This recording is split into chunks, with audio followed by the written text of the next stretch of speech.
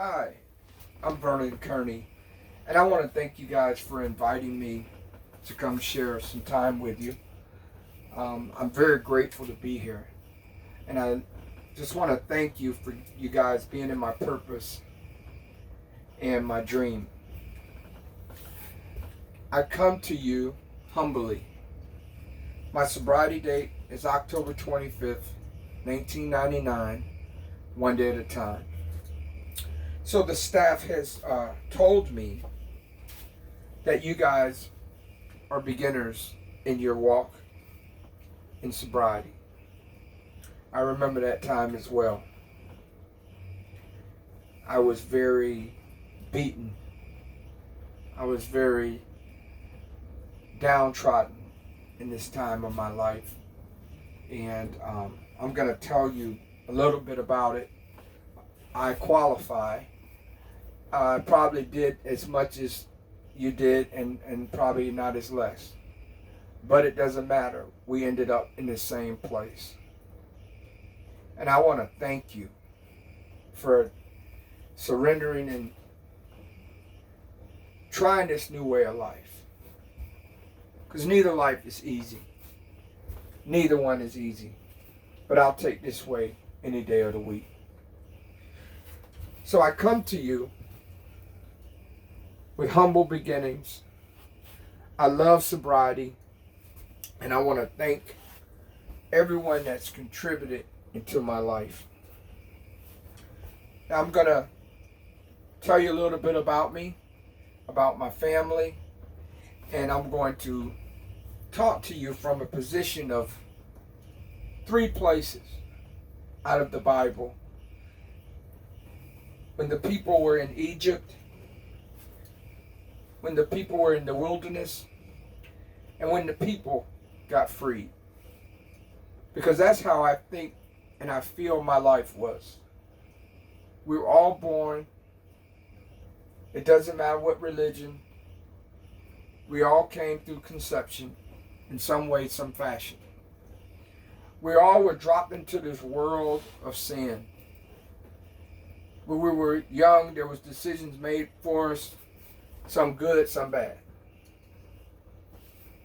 But once we got to an age of our decision making, and my message is about decisions and habits. That's my title. So I'm Vernon Kearney. I'm from Sarasota, Florida. Anybody in here from Florida? I'm from Sarasota, Florida. And my parents is Joe Kearney and Irene Kearney. They're deceased now. Now my father was a good man. He was a hard-working man. He drank hard and he worked hard. He supported us. And my mom was a homemaker. She took care of the house and did womanly home duties. So I've got love. I have 4 sisters, no brothers. So I did get love in my family. Okay? I did get love in my family. I have no excuse from the face of it. I don't have the stories. I wasn't abused. I wasn't neglected. So I don't have those stories. Okay? I'm trying to come to you honestly and transparent. So with that said, we had our struggles as well. Our lives was not perfect. But as I grew up as a teenager, my father being who he is, and me being who I am, at the age of 18, our manhood, my manhood and his, came to a head. And there wasn't enough room for me and him in that house. So, with that decision made, I've always worked. And me and my friend Charles, we worked. We worked at a grocery store and we stocked shelves. We went and got carts. We bagged groceries. And this was a childhood friend of mine. So when my dad made the decision for me that I had to leave, I went to move with Charles. Now Charles lived in the projects. And I'd always go to Charles' house. If I was off, I would be over there, and I'd go back to my neighborhood, which was a majority of a white neighborhood. And so I moved in with Charles. And me and Charles kept working. Now, when I went to Charles' house, their house was a little looser than ours. Do you know they could do things and they could stay out a little later, and so when we started going to work, Charles and I were growing and getting a little older, past 19, 20, so it really wasn't a curfew. So Charles would stay out, and I would wake up. I'd go to work, go to bed, and I'd wake up, and Charles in the morning, he'd be pretty much just coming in, and he'd have all this money. And so one night I couldn't sleep. I said, Charles, what are you doing? He says, well, I'm going to make some money. And so I didn't think of it one night. It's okay. Went home, just waited till I could go to sleep. And one night I couldn't go to sleep. I said, look, man, what are you doing? He said, I told you what I'm doing. I'm making money. I'm trying to get this money. I'm trying to get this money. I said, man, look, I'm going to hang out with you. So he showed me how to make money. At that moment, I look back on it, I was choosing my destruction. See, it wasn't Charles's fault because I chose to engage in that decision. I chose to gain more money in an unlawful way. Okay? So Charles showed me the ropes. So I asked Charles before I started, I said, Charles, how do you stay up all night? He says, man, well, you know, I put this white stuff up my nose and it keeps me going all night. Now, see, when Charles told me how to do cocaine, which I'm sure a lot of you people don't understand that, they don't tell you when you're putting a needle in your arm. They don't tell you when you're smoking crack. And look, now with that, you're going to lose your wife. You're going to lose your walk with God. You're going to lose your self-respect. Your children are not going to respect you. Your wife is going to divorce you. I guess I'm the only one in here that all that happened to, and more. Let me get on this side so you can hear me. They didn't say you was going to get a DUI. They don't tell you you're going to flip 3 cars. They didn't tell you that you're going to go to jail. There's nobody in here never done this, I guess. Okay. I thought I was talking to the right people. Tell your neighbor he's talking to the right people. I know you're in here. You know how I know you're in here? Because I'm in here. And I've done some of that stuff. But anyway, so my disease and my decision created a habit. Now, it was all fun in the beginning. It always is. 1 beer. And the thing of my situation was, I really wasn't a fall down drunk. I think that's why I struggled so much. I would do the comparison. Well, I don't drink like him.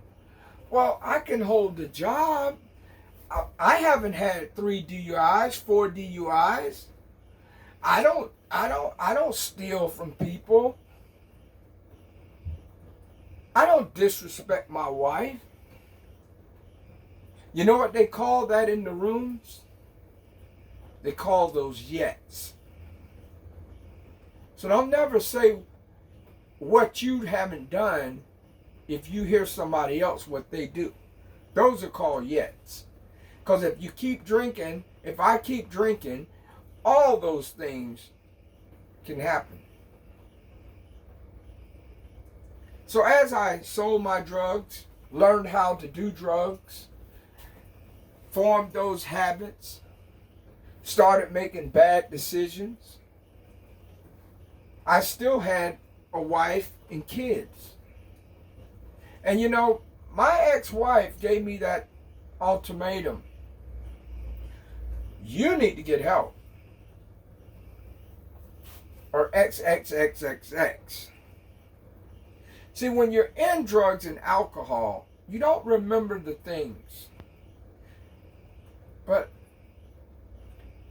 bless her heart, I still have a daughter that's 34 years old.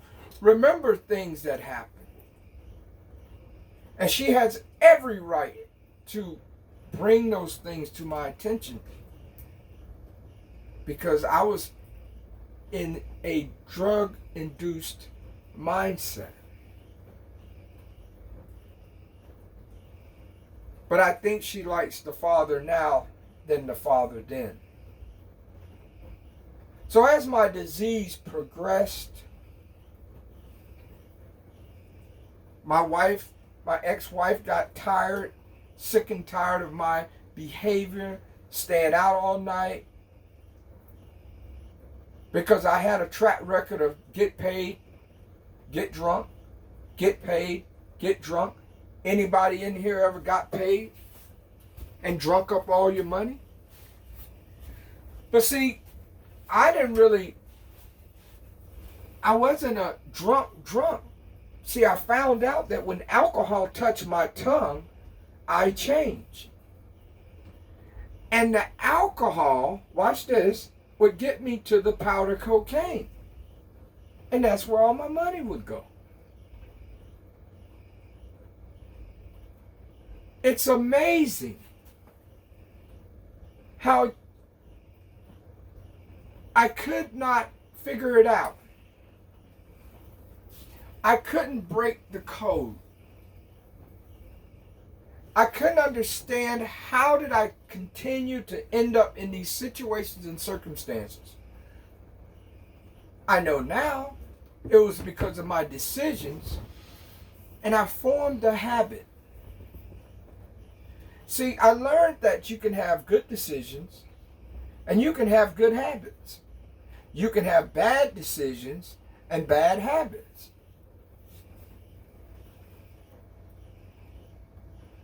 And that's where, when I was in Egypt, when I was born, like we were all born, we had different bringing ups, lifestyles, parents, no parents, abuse, no abuse, whatever the case may be. But when I was drinking and drugging, I was in the wilderness. And I just kept going around that mountain at any cost.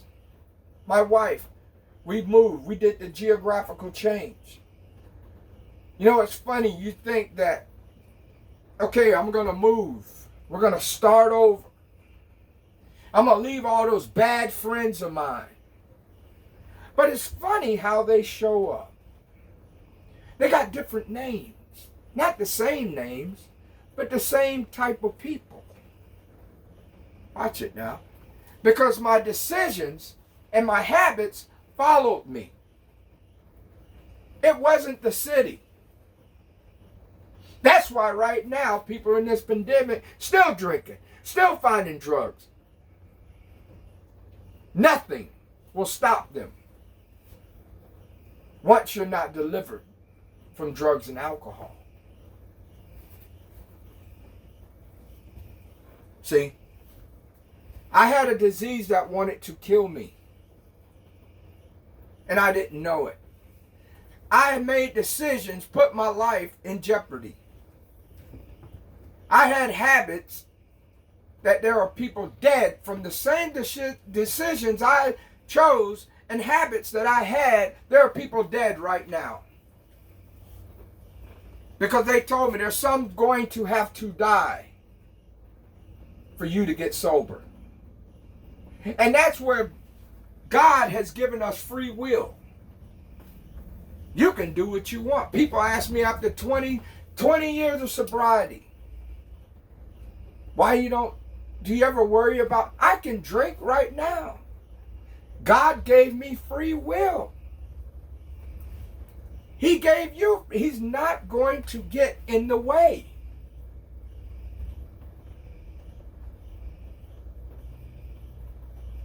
I have free will.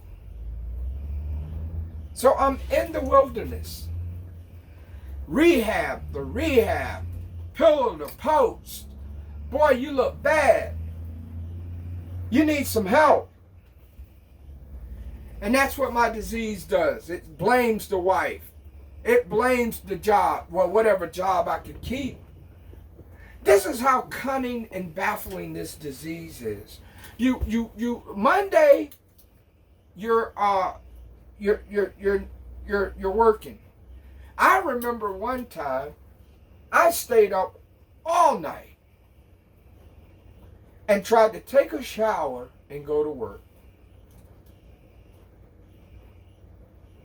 That's how cunning and baffling this disease is. It'll make you think that you can do things that you can't do. And there's, in early times when I started my disease, yeah, I could do that. See, the problem with me, when I say I can drink and I have free will, I just couldn't handle the consequences no more. I can't handle them today. I can drink right now, but I can't handle the consequences. Okay? That's why you're sitting where you're at. Those consequences of you drinking may keep you in that seat. The consequences of the court. You may be court ordered. But I'll tell you something right now. You can't scare an alcoholic. You can't scare a drug addict. Ain't gonna happen. You got to surrender. You've got to get out of that wilderness. You've got to deal with you. And we're gonna read about that. Because I've asked them to let me read how it works. And I'm going to pull the meat out of this literature. And we're already halfway there. We're in the wilderness. And we're going to go to freedom. So I went around that mountain until I was tired and sick and tired. Until I had ran out of ideas. Until I had seen it was the last house on the block. There was no more opportunities. No more excuses. I was tired and sick and tired. I had made a decision. I wanted to change my habits. So I'm going to read at this point. And like I said, my story is just like most of you guys' story. I don't have to get into the details. They are what they are. I had to surrender. I was tired and sick and tired. I couldn't win. Okay? I didn't want to lose no more. I lost all my dignity, all respect.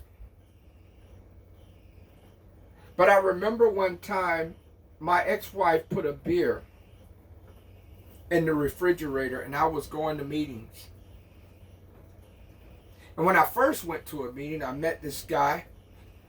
He was pretty much, I would say, old country boy, and he had boots on and spit tobacco, and he didn't look like he liked my kind. And I asked him to be my sponsor. See, when you pick a sponsor, you got to pick a man with character integrity. Don't listen to what he says that speaker night. You watch him. Watch him. Watch what he does and more what he says. But the Bible says, judge a tree by its fruit. Now watch this old boy. He's an old country boy. And I asked him, I said, would you be my sponsor? He said, why would I sponsor you? He says, I won't sponsor you, but I'll tell you what to do if you come back tomorrow night. He says, I need you to put those chairs up, sweep the floor, and I'm going to show you how to make coffee. And that was it. That was all he did.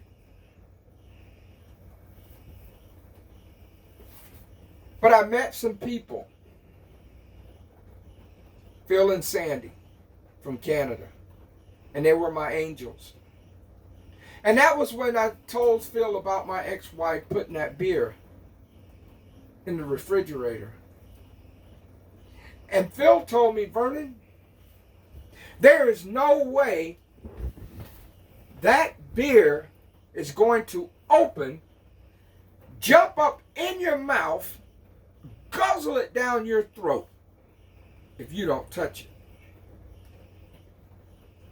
That beer is none of your business. That's what he told me. And see, I had to learn that. What was my business and what was not my business. And that's where I learned my recovery was my responsibility. Because people can be just as powerful as that drug. People can be your drug. And I had to learn that. Oh, come on, Vern, you can have one. Come on, Vern, have one beer. We went to high school together. I know countless of men have gotten relationships with women and stopped going to their meetings, stopped getting involved with themselves, stopped looking at their recovery.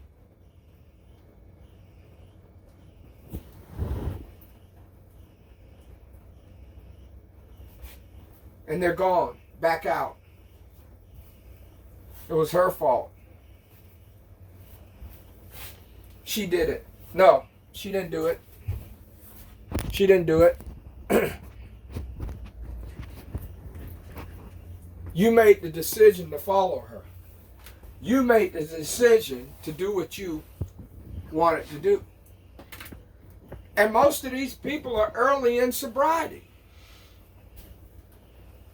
Now, there is no graduation. I know that. I got 20 years sobriety. I could go get drunk. Do people with 20 years sobriety get drunk? Yes, they do. But it's still a decision.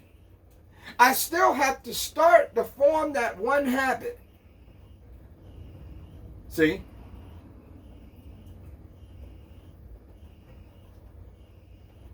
So you as a newcomer, I asked the management to let me read how it works.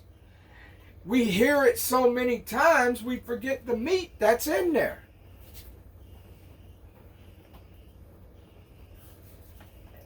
We're going to go into the freedom part. Now remember, I met those two people from Canada. They changed my life. We're friends still today. That man showed me how to be a man. There was times I had to give my check to that man.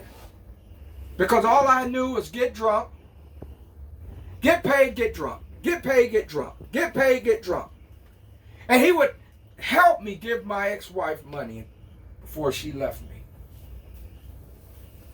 She left me because I had lied to her so many times that this program was going to work. I was going to get help. I'm sorry, baby. I didn't mean to do it. She had had enough. Just like my daughter. They have every right. But God had a plan. And God's got a plan for you. You're sitting out there worried about how many years you lost. God is saying, I got a business for you. God is saying, I have everything. You're good at something. I know you're out there and you're good at something. And it's time to tap into your gift.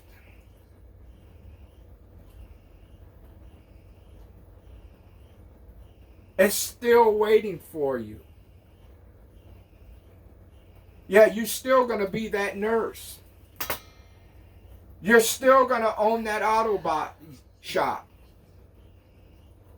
You're still going to get that government job. You got to get out the way. It's still there.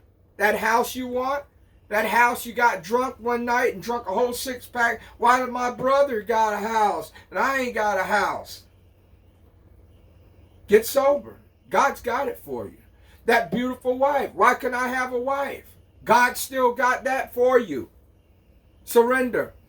Stop playing games. We don't have time. See, Colonel Sanders had tried all his life, and he was up in his 60s until he got that recipe that someone would notice it. Les Brown says, shoot for the moon, and even if you miss, you will land among the stars. Miles Monroe says, hey, if you get a gift, give a gift. I'm giving you a gift. It's amazing how many years I have ran away from this gift that God tried to give me. And I'm standing here tonight and I'm trying to give it to you.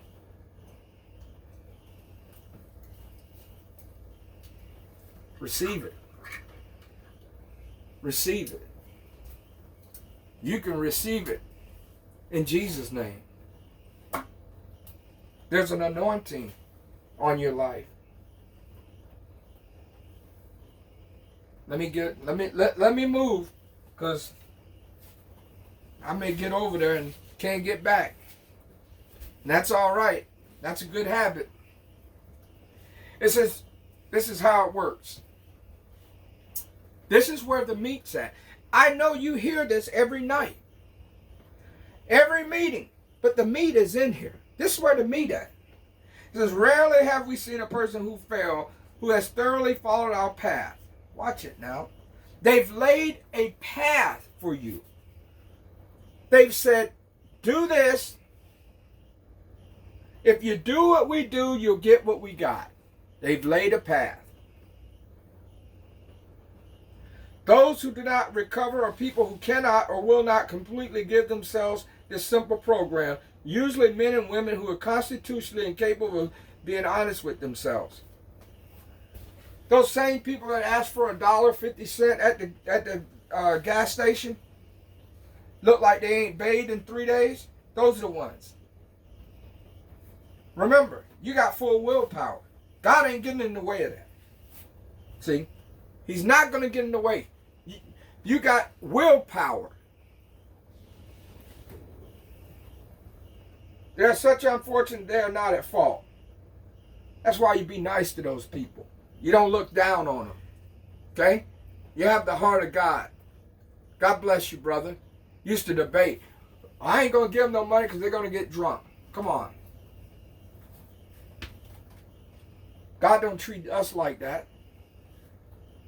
They are such unfortunate they are not at fault. They seem to have been born that way. They are naturally incapable of grasping and developing a manner of living which demands rigorous honesty. Their chances are less than average. There are those too who have suffered from grave emotional mental disorders, but many of them do recover, and they have the capacity to be honest. They have the capacity. That means God has given you the room to be honest. Okay? He's given you the room to be honest. You may not have been honest all your life, but he's going to give you the capacity to start being honest. Be honest. I'm an alcoholic. I need help. Our stories disclose in a general way what we used to be like and what we're like now.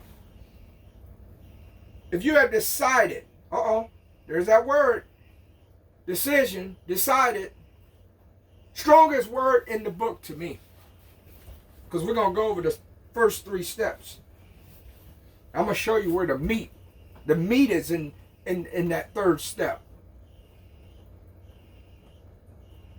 Our stories disclose in a general way what we used to be like, what happened, and what we're like now.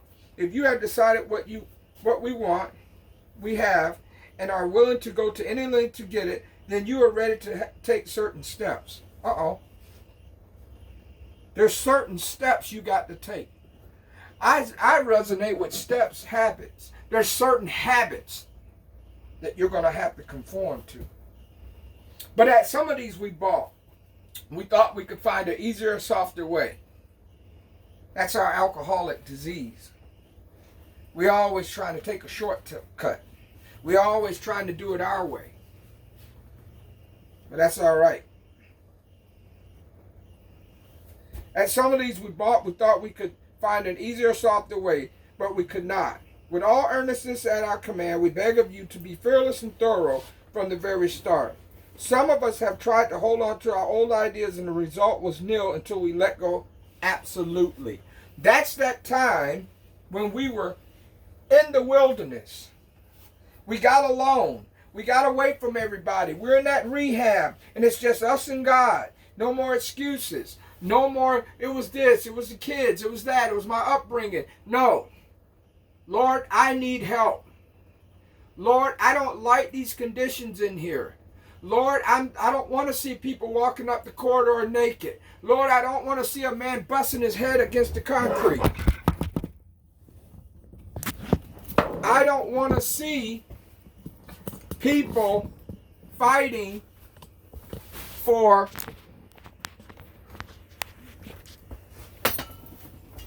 peanut butter and jelly. I don't want to see people cutting nurses. Okay? That's what I've seen in rehabs. Okay? Lord, I surrender. We're almost done here. We're in freedom. We're going to freedom now. It says, some of us have tried to hold on to old ideas, and the result was nil until we let go absolutely. Remember that we deal with alcohol. Cunning, baffling, and powerful. Without help is too much for us, but there is one who has all power. That one is God. May you find him now. Half measures have availed us nothing. We stood at the turning point. We asked for his protection and care with complete abandon. Here are the steps we took, which are a suggestion as a program of recovery. Okay, step 1. We admitted that we were powerful over alcohol and that our lives had become unmanageable. Now, I've admitted 1,000 times. I told my wife, I admit I got a drinking problem. I'm popping a beer right in her face. I'm doing a line of coke right there in her face. I'm telling her, I need help. I can't help myself. That didn't change nothing. Let's go to the next step, see what happens. Came to believe that a power greater than ourselves could restore us to sanity. Well, found out I couldn't do it. I started believing that there was a God, my God, that's bigger than me. You know, one man asked, well, who is God? Another man said, well, it sure ain't you. So, I knew that. I knew I wasn't God. I'm not God. He says, why all this happens to me? Let me tell you something. 80% of the people don't care, and 20% glad it's you. Okay? Things happen. Okay? So I had to come to believe that there was something greater than me. All right, now we're going to come to freedom. Now we're in freedom. We were in Egypt when we were born. We were thrown in the wilderness. Okay? Drinking, drugging, partying, doing our own will, do what we want to do, when we want to do it, how we want to do it with whatever your thing is, whatever it is. Okay? But here's the power. Here's where the deliverance comes. Here's where you change right here. Remember, decisions and habits. Made a decision to turn our will, there go that will, and our lives over to the care of God as we understood him. I think that's the most powerful step in the 12 steps. Because there's nothing going to happen until you do that one. See? Let's go over it. And I'm going to close this out. I'm going to let you know that you're in freedom now. Now, if you take your will and go back to wilderness, that's you. That's on you. But you're in freedom now. And I'm telling you right now, I'd rather stay in freedom. Even the things that happen in freedom. No, freedom is not perfect. But it's a lot better than that wilderness. Okay? What's freedom? Freedom is being able to live with yourself. Freedom is not running from you. Freedom is not running from God. Freedom is being able to write an amends. Okay? Go down in these other steps. And being honest and looking in the mirror. Because why? You made a decision to turn your will and your life over to God. It's not about the past. That's why they call it the past. See, your disease wants you to go back there. Your disease wants you to worry about what you can't control. Worry about all the things that you did. Well, you have to make a decision and make new habits. Make decisions and make new habits. And then you have to be rigorously honest. You have to help others. See, if you stay, come on now, I'm up here working. You guys got to work with me. Anybody with me? Anybody out there in the audience believe what I'm saying? Come on, am I authentic? Am I not telling you the truth? Have I not spoken a word? Have I not touched you heart to heart? That's my job, to tell the truth. You ain't going to win that fight. I'm closing out now. You're not going to win that fight. And don't worry about that daughter. Don't worry about that ex-wife. I've seen amazing things. I've seen people never talk to people for 15, 16 years, but that father, that mother gets sober. And guess who's at graduation? Guess who's at the wedding? Guess who's gotten forgiveness? I've seen people give people cards in meetings because they watched them. 6 months, 8 months medallion. Here's the keys. Just jump it off. Ain't nothing wrong with it. Don't tell me about miracles.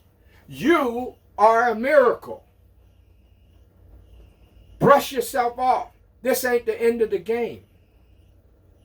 If it was the end of the game, you'd be out of the game. Just because you're sitting here, you're in the game. Now let's make something of it. Oh, poor me. No, you ain't going to get those years back. God has a plan for you. God has that house for you. God's got that business for you. God has everything you like to draw. You like to landscape.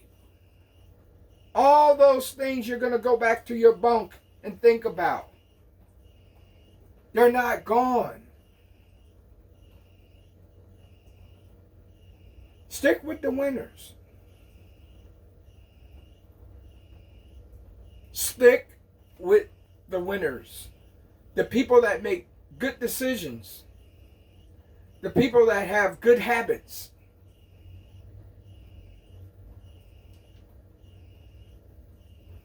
I'm going to close out. Remember, we were all in Egypt. We were born. Whatever race, whatever creed, whatever country. And we were all thrown in the wilderness. The wilderness could be early in life, in the middle of life, at the end of life. But for recovering alcoholics and drug addicts like me and you, we're in freedom. See, freedom can be different for different people. We're free. Now we got to carry the message. Now we have to give the gift. You know, Miles Monroe said, if you get a gift, give a gift. Okay? So when you leave this room and you leave watching me, I want you to be encouraged. I want you to have the strength that Vernon said that I can move on. I can put one foot in front of the other. I can enjoy my life. So, I'm Vernon Kearney. You can give me a call at 727-520-3932 if you need me to speak. I have just gotten me a life coach mentor, and I am going to start life coaching and mentoring. And my email address is vernonkearney46@gmail.com. You know, I worked for city government 20 years. And God said it's time to start giving that gift away. God said that you have bought this trailer and we're going to turn it into what its purpose is. Okay? And my purpose is to shoot videos to try to encourage and motivate you to success of your sobriety, or whatever it may mean to you. I hope you got something, anything. I hope you got some encouragement to go back and just look at it. Just take a look at what you want to do with your life. Make a plan. Plan out your meetings. Share with your sponsor your dreams, your aspirations, one day at a time though. Put one foot in front of the other. Be kind. Try to help people. This is Vernon Kearney, and I want to say thank you, and you are a winner. Good night.